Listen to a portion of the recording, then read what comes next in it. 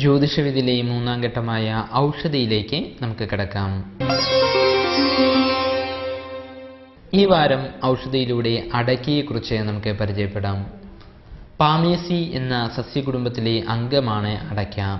ആധുനിക വൈദ്യശാസ്ത്രം മുറുക്കെ വക്താർബുദത്തിന് കാരണമായി വിശദീകരിക്കുന്നുണ്ടെങ്കിൽ കൂടിയും ഹൈന്ദവപരമായുള്ള മിക്ക ആചാരങ്ങളിലും അടയ്ക്കയ്ക്കും വെറ്റിലയ്ക്കും പ്രത്യേക സ്ഥാനമുണ്ട്.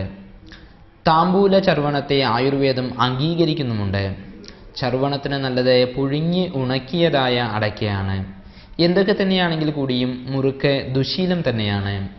ആധുനികമായുള്ള അറിവുകൾ തരുന്ന വെളിച്ചം ഇവിടെ സ്വീകരിക്കുകയാണ് വേണ്ടത്. പുഴുങ്ങി ഉണക്കിയ അടയ്ക്ക പൊടിച്ച് സമാംശം ശർക്കരയും ചേർത്ത് ദിവസവും 10 ഗ്രാം വീതം 3 നേരം കഴിക്കുന്നത് ഫലപ്രദമാണ് എന്ന് ആചാര്യന്മാർ വിധിച്ചിരിക്കുന്നു.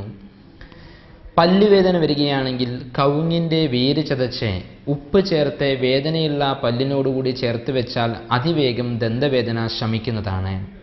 തൊണ്ണുവീക്കം, വായ്നാറ്റം എന്നിവയ്ക്കും ഇത് നല്ല ഫലം ചെയ്യും.